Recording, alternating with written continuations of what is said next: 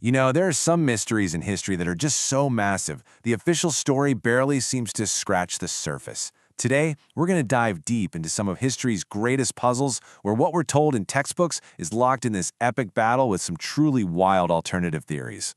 And honestly, where else could we possibly start but with the Great Pyramids? I mean, look at them. They are the ultimate symbol of what humanity can do, monuments so huge and so precise that for thousands of years, we've all been asking the same simple question. How on earth did they pull it off? Now, the story we all know involves quarries, giant ramps, and just an incredible amount of human muscle. But what if that's not the whole picture? What if the secret isn't about how they moved all those stones, but how they made them in the first place? Okay, let's really get into this. We're looking at two totally different ways to build a wonder of the world. One is all about brute force and sweat, and the other, it's about brilliant ancient chemistry. So on one side, you've got the classic textbook theory, millions of giant multi-ton blocks carved out of the earth and hauled by sheer human will. But on the other side, there's a theory that suggests a completely different kind of genius.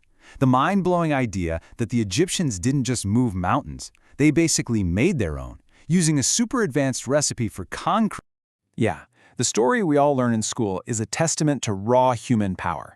It paints this picture of tens of thousands of workers, toiling for decades, chipping away at rock with simple copper tools, dragging it for miles, and then hoisting it up these gigantic earthen ramps.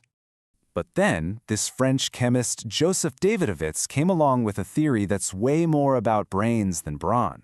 He suggests the Egyptians were actually master chemists. They just crushed up the local limestone, mixed it into a kind of slurry, and poured it into molds right there on the pyramid, letting it harden into perfect custom-fit blocks. So, check this out. The first piece of evidence for this is just fascinating. This is a fragment taken from way up high on the Great Pyramid, where it's been protected from erosion. And it has this weird pattern on it. It's definitely not a tool mark.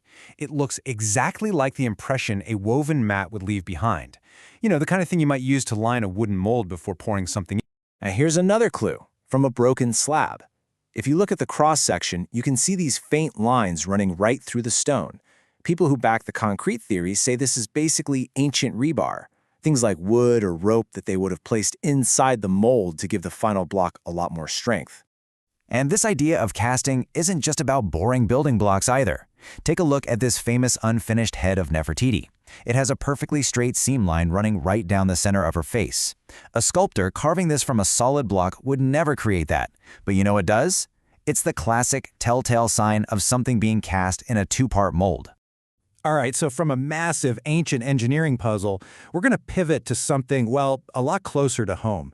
A mystery about why things in our own houses seem to just come apart. This is the phenomenon we call the poltergeist. The word literally comes from German, meaning noisy spirit.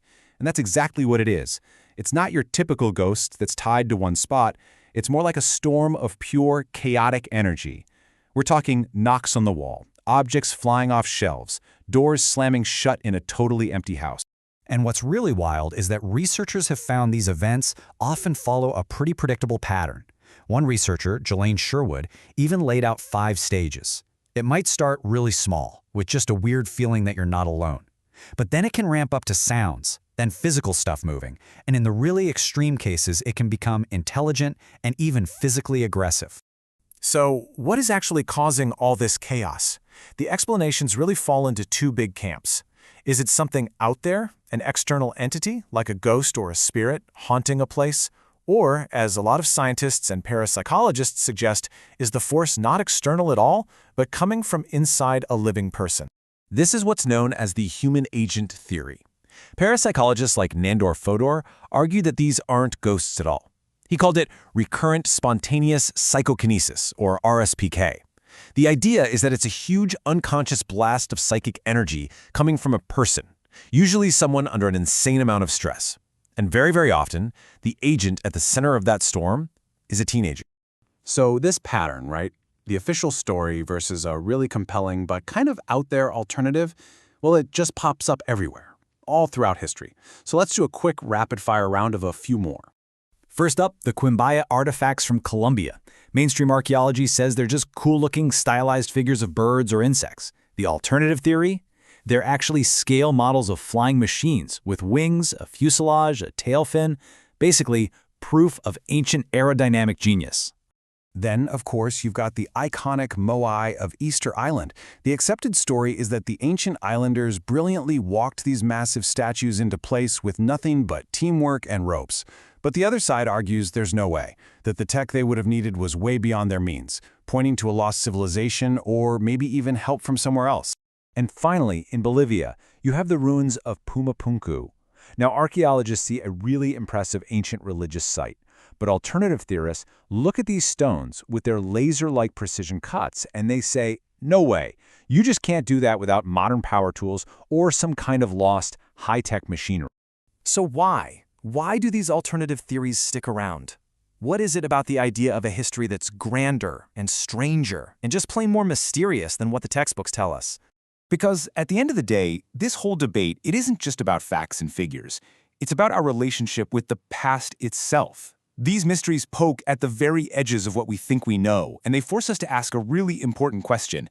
Is the history we've been taught the whole story? And that really brings us to the heart of it. As we look at all these puzzles, are we actually uncovering a hidden, more advanced past?